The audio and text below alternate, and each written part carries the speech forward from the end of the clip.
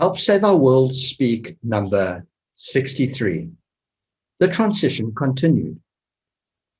Hello and welcome to our 63rd Help Save Our World Speak online speakers meeting, where we are changing the conversation to change our world. I'm Dennis, the teacher of this quest for the change and transformation. We and our world are dying. All life on planet Earth is racing towards extreme suffering and inevitable extinction because of our civilized way of life. We are creating imbalances and instability in all of our life-sustaining ecosystems. We, the people of the world, have been misguided and lied to by the people in power. This misguidance has caused us to harm ourselves and destroy our once life-sustaining planet. Now, your only hope is for you to go on a quest for the truth so that you can change and transform your life by traveling through this journey, this thought journey. You'll awaken yourself to the truth and become aware, conscious, and enlightened. Thus, you will be able to make wise choices to change your way of life and, of course, how you raise your children. Then just by living this way of life, you'll naturally change the world you manifest around you. The quest for the truth will empower you with the knowledge, skills, and natural wisdom that you need to think clearly and choose wisely. Then leading from the front, you will guide and teach others towards a happy, healthy, and sustainable way of life and world, which this movement will ultimately spread around the world, so we can help save our world and all life on Mother Earth together. Let's go to introductions. Kurt. Hello, Kurt in Hollywood, Florida today. And happy to be here to continue the conversation about what we as individuals can do to help the collective shift their thinking and our thinking, because we're part of the collective, into a sustainable world that serves everybody on the planet. Excellent. Thanks, Kurt. Brendan? Hi, I'm Brendan. I'm from South Africa. I'm part of this movement to help teach people a better way of life, not only for themselves, but for the people around them, as well as teaching people how to grow and sustain the environment around them. Excellent. Alex? Hi, I'm Alex. I'm here in South Africa, and I'm on the journey to help change the conversation, help change the world. Excellent. Thank you, Alex. So today we're continuing with Chapter Violet, the transition. Our topic today is we are flowing, vibrating energy beings who must live within the flow of life and Mother Nature to survive. And the question to consider as we're going along is, what do you think about this? And I'll stop at different stages in between, and you can comment and say what you would like to say about it, or whatever else you would like to talk about. So conscious life and physical reality are changing expressions or patterns of combined moving, changing, vibrating flows of energy. These patterns of movement and flow provide us with our perceived, relatively stationary perceptions of reality, or what we would call or name things. As humans, we have senses, and we, like all other animals, recognize patterns, and we focus on them and identify them. And of course, a lot of the reasons for having to do that might have been our survival instinct in the past. Like seeing a lion in the bushveld, we recognize that pattern. Or seeing a tree's leaf, we recognize that pattern. In meditative states of mind and dreams, we can also tune in to the universe's non-physical patterns of information and wisdom. That's when we're in those meditative states and We tune in to wisdom or thoughts that we would never usually think about in our everyday life. And the wisdom downloads to us.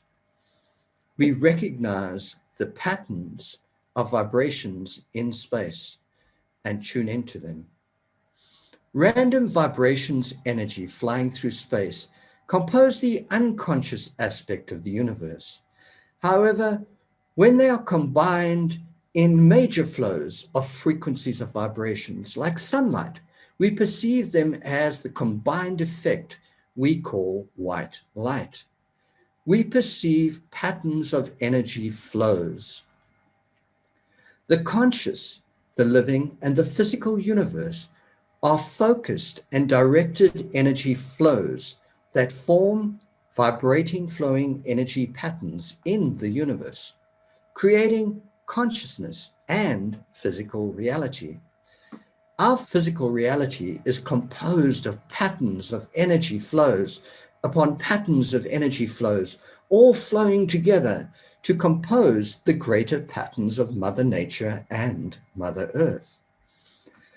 The directed flows form compositions, patterns, creations, like music and symphonies, living patterns and changing existence, all composed of combinations of energy moving, vibrating, and flowing together to form patterns of flow that compose reality, existence, and life. The compositions of flow and rates of change of patterns are all superimposed, added on to that major flow of the planet living and spinning. And so our life cycles are superimposed on that greater pattern of Mother Nature and its major flow. The sun shines, the plants' leaves grow into patterns.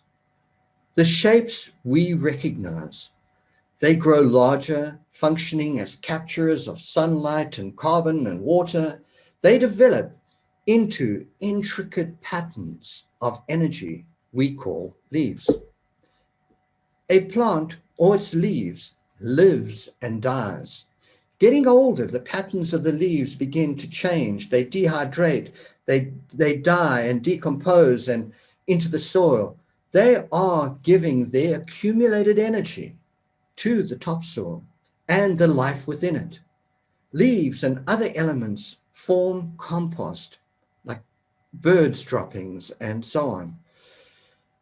Microorganisms, fungi and worms consume the compost and transform the dead leaves' energy into new life, forming patterns of energy we recognize as the critters or the beings in the soil. A lot can be seen under the microscope, just billions and billions of teeming life in rich topsoil. Life gives life's energy to life, all the way up the food chain or energy chain. The unwritten pattern forming principles of life are universal. Movement, vibrations, change, cause and effect, giving and receiving, electromagnetism, gravity, flow, alignment with the flow, love, balance and harmony, and relationships between all of the elements, and so on, are essential to all of existence. Without these fundamental principles, life and existence does not exist. Okay, I'm going to stop. Would anyone like to comment?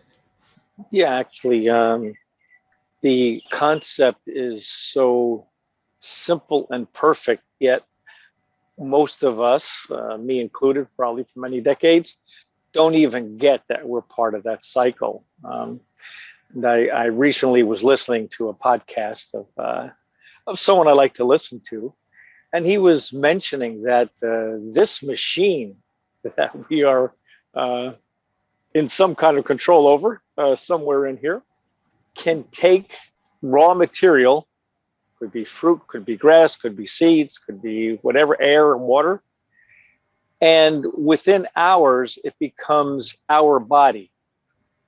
We transmute it into what we call us, right? where just a few hours ago it was a root growing in the ground or a fruit hanging off of a tree, or any other manner of resource that we consume in order to keep us flowing. And you had mentioned that we are bundles of energy. And I think if we look at things that way, that we're not consuming an apple, but another energy source, and that's what combines with us. So the old phrase, "you are what you eat," works on many levels, not just in the food that we eat, but in the thoughts that we consume and the various other energy sources that we connect with in our daily routine.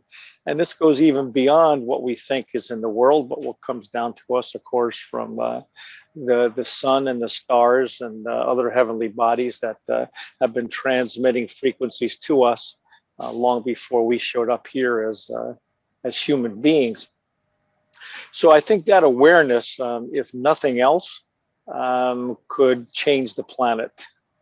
If we can get people to understand how we are so interconnected and so impacted by the various aspects around us, and how we impact them. Again, from thinking to waste to use of resources to whatever it is. So yeah, I think that's a critical point in understanding how we can move forward as a civilization, at least on this planet, by understanding that interconnectedness. Wow, that's awesome. Well said, Kurt. Anyone else? Alex is not speaking today. Based on the comment that we are what we eat. We also are what poisons we eat and what poison air we breathe. That also is assimilated into our beings and causes us the discomforts and the cancers and everything else that affects our bodies on a day-to-day basis. That's such an important concept. If you think of the evolution of the human body, it's gone through all of this design and development and flow and adaptation and everything to become these incredible expressions of nature within nature. And now we're doing so much damage to nature that we are incompatible with the damage that we're doing. And that's destroying us. It's making us unhealthy, and diabetes and heart disease and Alzheimer's and all sorts of problems that we're having, which are modern diseases because of our changing environment. So it's a brilliant concept that you brought up there, Alex. Thank you. Anyone else want to say anything?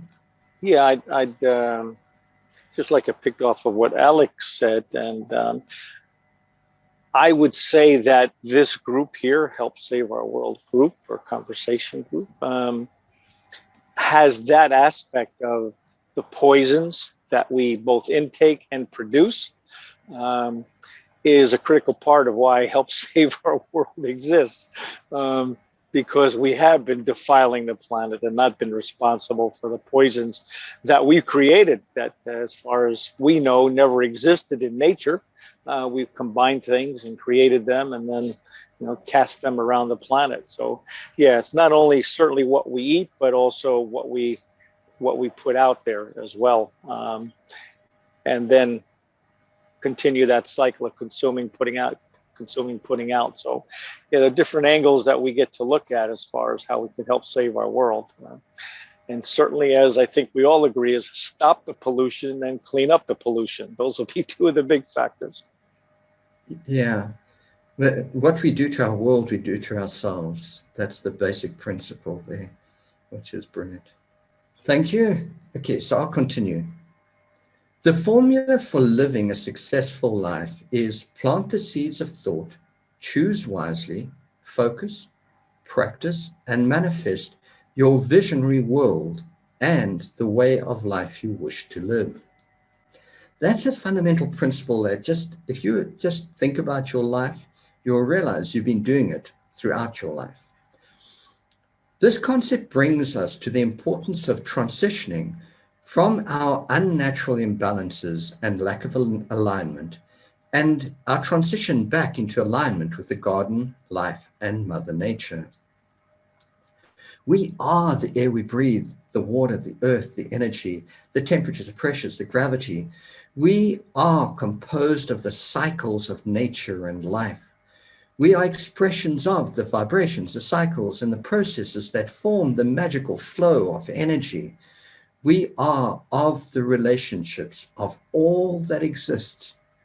We are conscious living ecosystems, expressions of or musical instruments, playing out the songs of many generations of living organisms, past and present, having composed and are still composing that magical symphony of Mother Nature, who, of course, composes Mother Earth. We're living as one with our moving, changing fishbowl, as it's flying through space, as one with the symphony of movements of our solar system within the motion and relationships to the Milky Way galaxy, in connection and in relationship to all that exists in our moving, changing, living, conscious, connected universe. We're not separate. We are all one. We are life, and life is us. We are our living world's life spreaders, the nurturers, the fertilizers, the seed carriers, the sowers of the seeds of life and thought, all living to ensure that precious life, as we know it, lives on. We are the sowers of the seeds of thought, consciousness, and other life-giving and nurturing physical seeds. Our purpose is to sow, grow, nurture, and cultivate a better future. So life expands across the planet and grows and creates more balance and relationships and happiness and everything we would want and expect of a wonderful world. However, right now, we are facing an existential crisis because we are not living our fundamental ecological life's purpose in alignment with Mother Nature. Our choice is to decide to live or not to live, to be or not to be, as Shakespeare said. That is the question.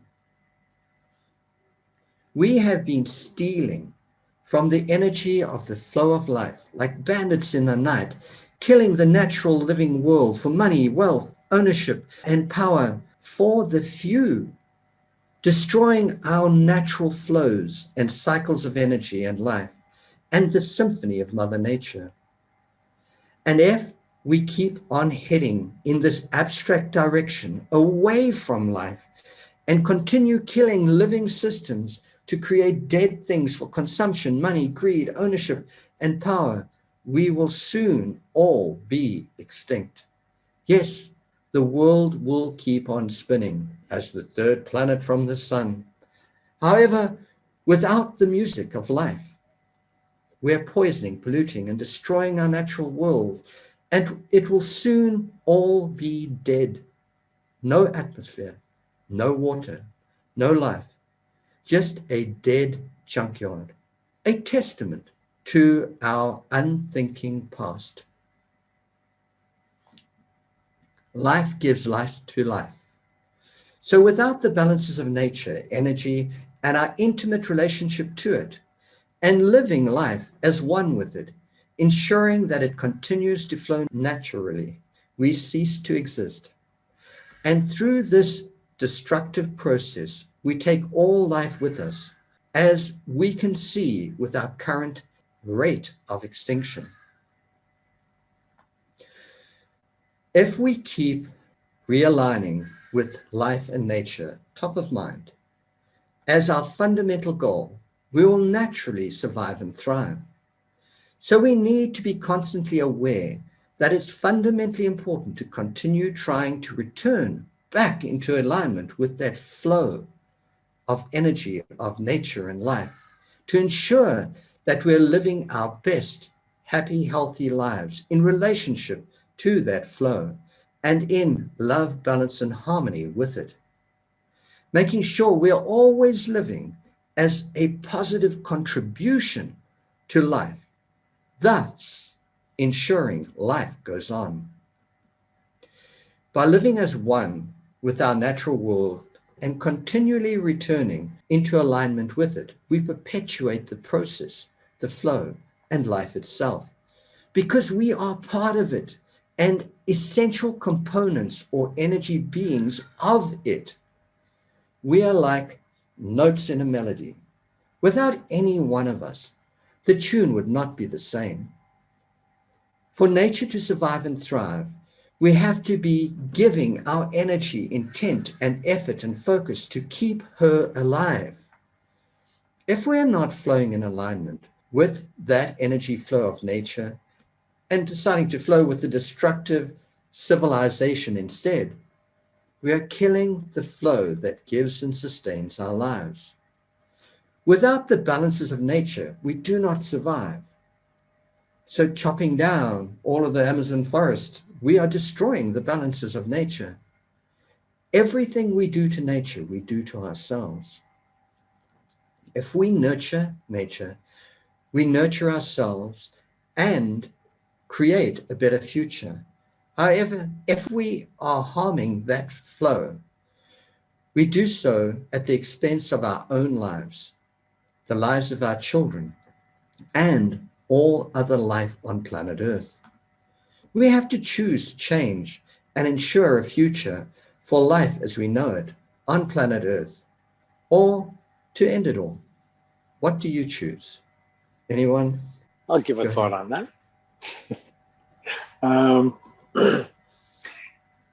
there's a number of philosophical principles, I guess, that come into play here, and is certainly one is if this is the only planet that we have, and we accept that this is where we are, then of all the things that we could choose, why would we not choose to sustain it and support it and give it back the same life-generating energy that we get from it? And it's an interesting concept that we as humans don't get that as fundamental. We have to be taught that, and many people have chosen not to accept that. And as we know, there are many competing religions, philosophies, thought processes that say, Mother Earth will survive without us. She has for millions of years. So, makes no difference if this species is gone, nature will continue and life will continue. And I think that's a prevailing thought about no matter what damage we do, Mother Nature and the earth and Pachamama will survive. And recently I just read a little piece that talked about in the universe that we know, there are countless dead planets that have countless dead civilizations on them, or had on them. And it kind of flipped that thought about Mother Nature will survive and say, you know what? This system is a pretty delicate balance. And maybe the Earth will not survive without the human beings. Maybe we've pushed it to the brink, as I think we're considering, where we can destroy the entire system. And I think we know we can certainly destroy most living things on the planet just by igniting a few atomic bombs. So the flip side of that, which I picked up from Martin Heidegger, existential philosopher, that said, if this is the case, then why not choose life? Regardless of what we know is going to happen and what could and might, why not just choose life and sustain that which we are here because of? I forget what principle they call it, but as we look at it, we can't just walk around thinking, well, whatever we do, God and nature and Pachamama will fix. Maybe it won't, and maybe we can incinerate the planet just because we're selfish, egotistical, and we think about that far ahead into our future. Yeah, wow. It's so true. You know, there's a simple noble gas laws. When you reach a certain temperature, the gases expand to such a degree that literally the radiation from space will just blow our atmosphere away. And then, of course, as hydrogen gets released, that'll get blown away. Eventually, there's like no atmosphere. And life will never come back to the planet without water and atmosphere and so on. So we are racing in so many ways because plant life actually gives us the oxygen that makes it possible for us to live on an oxygenated planet. And the more life we kill, the less oxygen we have, the closer we are to death. It's like all of these things are happening at an accelerated rate as we pollute our atmosphere and as we chop down the rainforests and destroy the ecosystems that keep us alive. It's like, when do we wake up and realize that, oh my gosh, we cannot do this anymore? Thank you, Kurt. That was brilliant. Anyone else? No, I'd just like to say both nicely said. Excellent. We have a choice now to get off that thought-plagued train that's racing all life towards the cliff of extinction. Then we must find our way back to living in love, balance, and harmony. And with that symphony of life we call Mother Nature, by returning to the land, creating sustainable eco-villages, using permaculture and natural agriculture and natural ways of creating complexity and ensuring that life and biodiversity spread across our planet. Sowing, growing, and nurturing the land, life, and our future. Then teaching others how to live and survive into the future. Or we could just choose to go on with this destructive flow of civilization to its inevitable suffering, death, and extinction. Remember, no choice is choosing extinction. It's not just a choice. You actually, by not choosing and not doing anything, you are choosing extinction.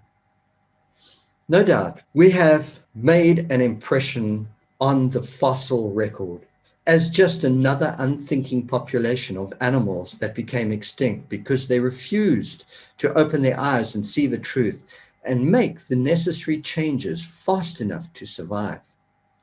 And we are supposed to be Homo sapiens, which means intelligent human beings. And we are like the most intelligent animal species on the planet if we look at these principles we're looking at now.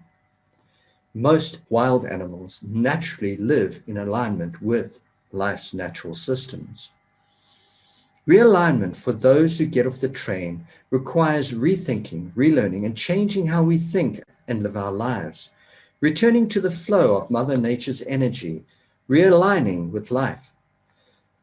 Not traveling this journey is a fatal mistake. If we don't change the way all humans think and live in our world, no matter what we do, we change nothing in the end. This transition back into alignment is a journey we must undertake. It is much faster and easier to learn from those who have been there and done that. That's why we have dedicated our lives to help you through this transition. By living as one with Gaia and frequently returning into alignment with her, we perpetuate the process and flow of life itself because we are part of her and essential components or energy beings of her. Of course, that's if we are flowing as one with her. You should also know that falling out of alignment, making mistakes, falling down, getting up, brushing yourselves off and trying again is fundamental to nature or to the nature of our life's lessons. We all naturally fall out of alignment. Sometimes, even worse, we fall totally out of balance and harmony with the flow as our civilizations have. It is at these moments we must choose quickly to return to alignment, or we'll suffer compounded extreme consequences. The consequences of misalignment worsen the further out of alignment we get and the longer we stay out of alignment. The more we chop down rainforests, the more we pollute, the harder and the worse our chances are of returning into creating the pristine, beautiful world that we need to live in. Although you should strive to be the best version of you, you should realize by now that maintaining perfect alignment is impossible, just as perfection is impossible. We are forever falling out of alignment and creating and experiencing imbalances from which hopefully we learn and grow stronger. The fascinating principle is that falling out of alignment and making your way back into alignment makes you stronger and more determined to return into relationship with it. The more challenging your life is, the harder you have to realign, the stronger, the more knowledgeable, and the more skilled you become.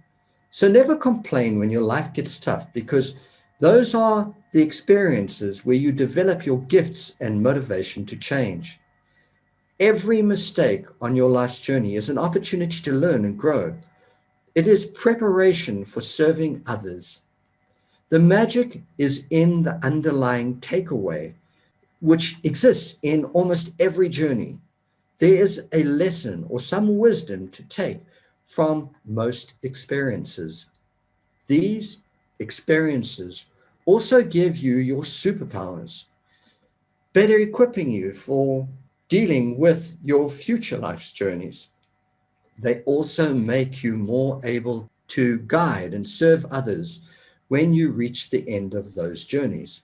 Of course, that's when you have recovered from living through them and having learned that fundamental lesson. You have to stop after the lesson and look back and say, okay, well, how did I benefit from that experience? What is the lesson I learned? These life's experiences also give you your unique stories to share for many years to come.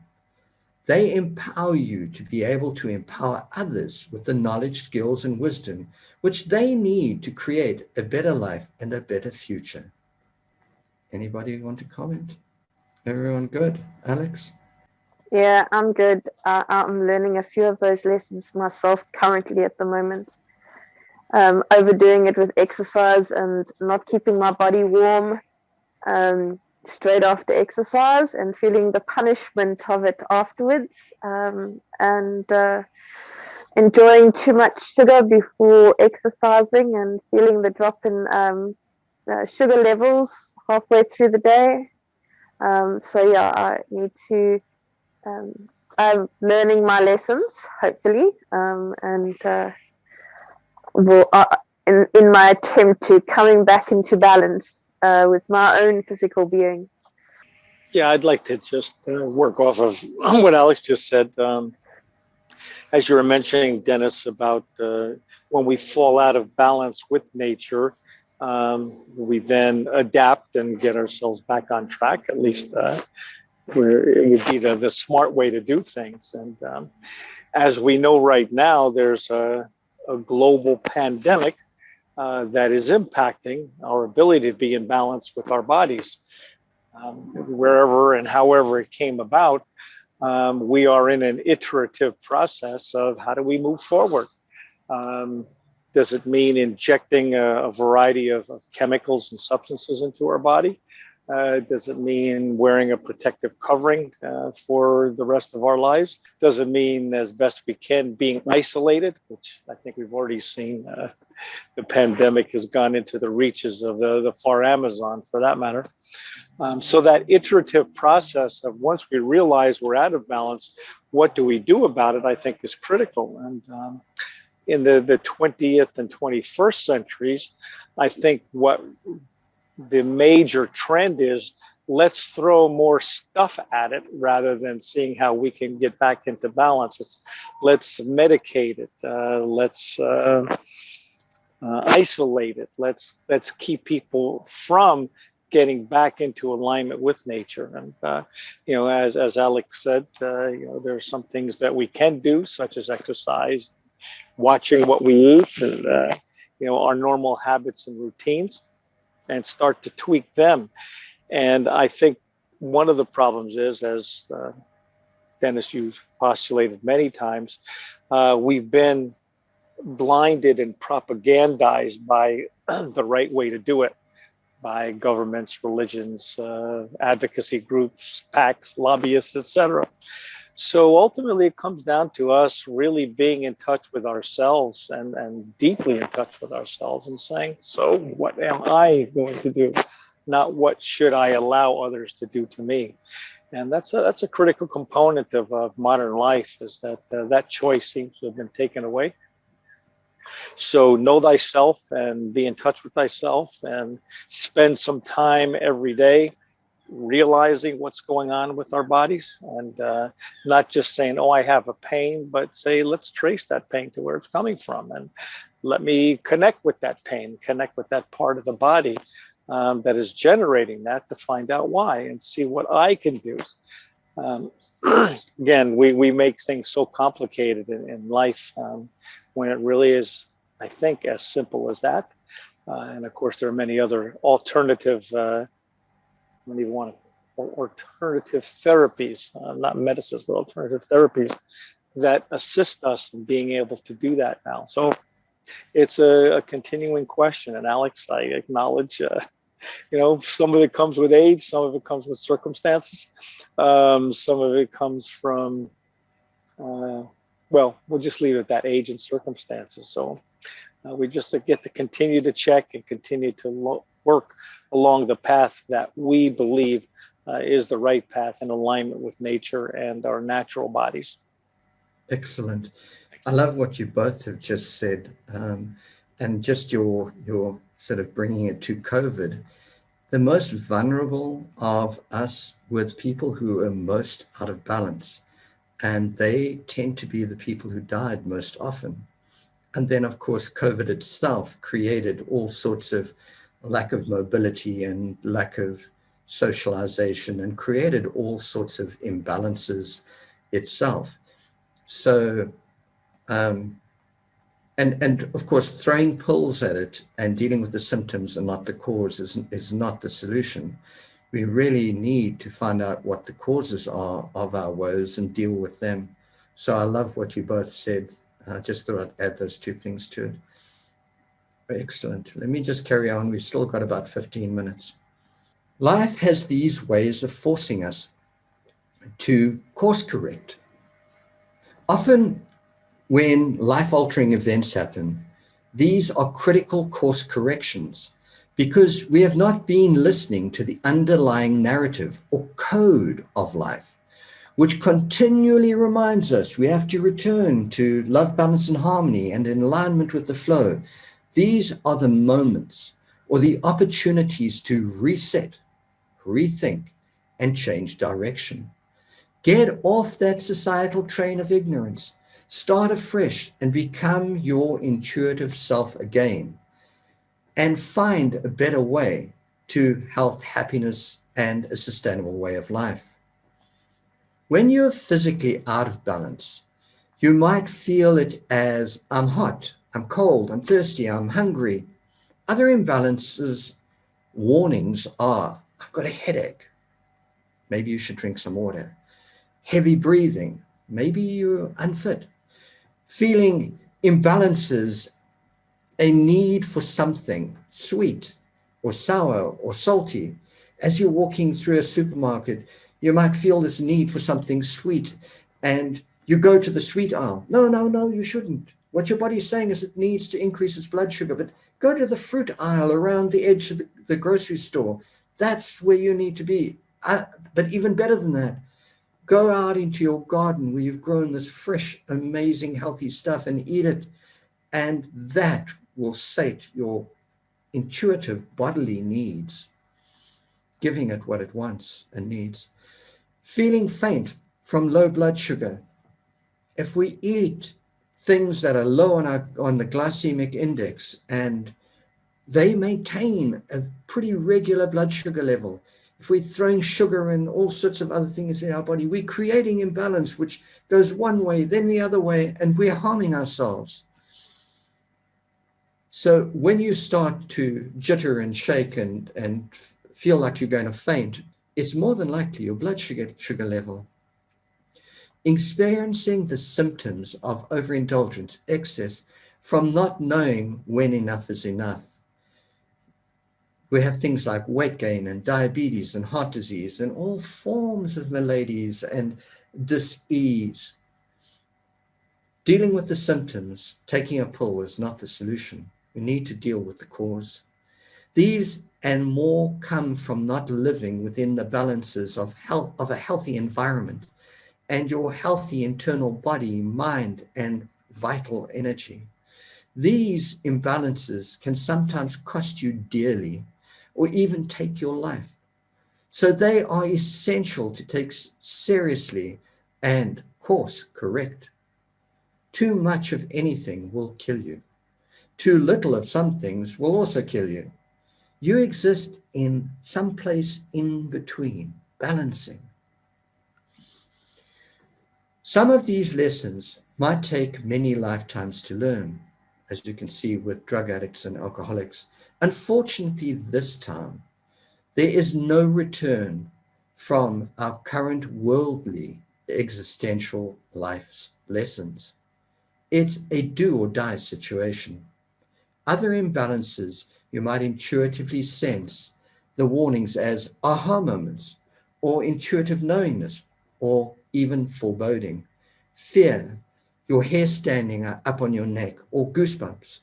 You might even say to yourself, there's something wrong, or I smell a rat. Sometimes you cannot explain it or put your finger on it, but you know that there's something wrong and has to change. You might sense that. You might sense that you mustn't do something you are determined to do. While intuitively feeling that it will turn out really badly for you if you continue the way you are, and you just do it anyway, and you suffer the consequences from doing it. I've done that many times, and it has not been good. It's been pretty ugly. Other times, there are clear warnings not to do something, or significant life-altering events will happen to you, like divorce, a death in your family, a near-death experience, maybe an attempted suicide, an accident, a near-death experience when you die and return to life. And no matter what you do, you have no power or control over those situations. These are the big slaps. Bam. Get back into alignment or suffer the consequences. Often in life, we tend to ignore these warnings and knowingness. And when we do so, we pay a heavy price. The unwritten principles of life are universal: movement, change, alignment, and with the flow, love, balance, and harmony, and so on, which are essential to all existence. Ignoring them comes at your peril. Usually, our guides and protectors don't intervene and will only intervene in our lives indirectly through our dreams, intuition, aha moments, thoughts, and enhanced intuitive knowingness. The reason I think is that it's essential for us to live our lives and make our own mistakes, within reason, of course. Or you'll find on some rare occasions, you'll be speaking to somebody and they'll say, I don't know where this is coming from or why I'm saying this, but I have to say it. In most cases, they are channeling from the non-physical to the physical. Then some people do this as a living, and they're called mediums. Or sometimes your guides will make do or die interventions, like when they talk between themselves loud enough so you can hear them, excitedly and urgent conversations between them about your imminent danger, or they will speak directly to you as a voice in your head. These interventions only happen in extremely critical situations, like telling you to change your behavior because your life is in danger. Hearing these warnings, I suggest you take them seriously. I was saved from a car bomb blast while driving to work as a teacher by a voice in my head loudly interrupting my thoughts, saying, "Don't go that way."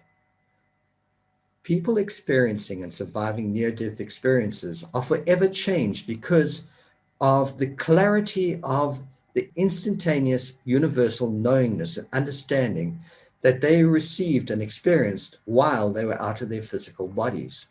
Because our bodies are expressions of limitations.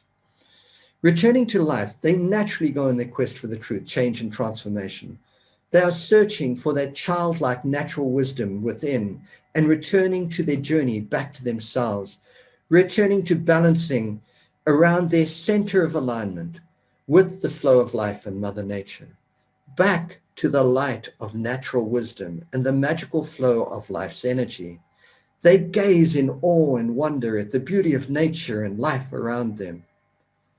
Think about when you were your healthiest, your fittest, and happiest as a child. You just lived by what came naturally. You naturally lived in love, balance, and harmony with the flow and the natural wisdom of nature and life, without question. That is the transition and the journey back to you and to your Mother Nature. For awakening questers who are becoming more conscious and wise, you quickly see the errors of your ways, which gives you a greater desire to once again move in love, balance, and harmony with the flow of Mother Nature and life. This natural process makes you stronger, fitter, and healthier so that you can live your most extraordinary life. You too will find yourself gazing in wonder at the sunrises and sunsets. Be excited about life happening around you. Feel connected to your whole inner self and the outer world as one with it all. The extent to which we as a civilization have created imbalances is unprecedented in the history of life on Earth. Living our uncivilized way of life, are currently killing and destroying the flow of life itself. We are harming the flow to such an extent that if we are not careful, soon there will be no flow of life-sustaining nature left, which we would like to return into alignment with. There will be no garden, no relationship, no life. Thus, unnecessary extreme suffering and death. As we travel through our thought journeys, most of us have become more aware, conscious, and wise. So we can immediately see the imbalances, sense the imbalances, and the wrongdoings around us, thus empowering ourselves with knowingness and the ability to think and do something about it. We are able to make a difference in our world. Now is your time to choose to go on your quest for the truth, change, and transformation. Now is your time to begin your transition from who you have become to who you need to be. Now is your time to transition and become one with the flow of Gaia, Mother Nature, Pachamama, the garden, and life. All right, it's open to the floor. I think the last minute or two of what you just said is probably the most perfect cap we could put on today. So no comments. I Excellent. totally agree. We've got 3 minutes basically to say a few things and then our hellos and goodbyes, and we've done for the day. All right. I'm smiling because Hello, Lorna. Hi, it was awesome. What you just said, the greatest energy ever is love, right? And I loved that Brandon, you have a heart behind you with that background that you did. So that's beautiful. That, summarized too. It emphasizes my love for nature. Excellent. It's very pretty. Beautiful. I love it. I love it. Excellent. So it's wonderful to see you, Lorna. I think you, unfortunately, I don't know how long you've been on, so I don't know how much you've been listening to, but we basically have come to, we've got 2 minutes left, and then we're out of here. So do you have anything to say? Just briefly for the time, right? I think loving ourselves, I have some notes really quick here, indulge ourselves, be kind and sweet with ourselves. And a key word for me is allow, allow what's there, available.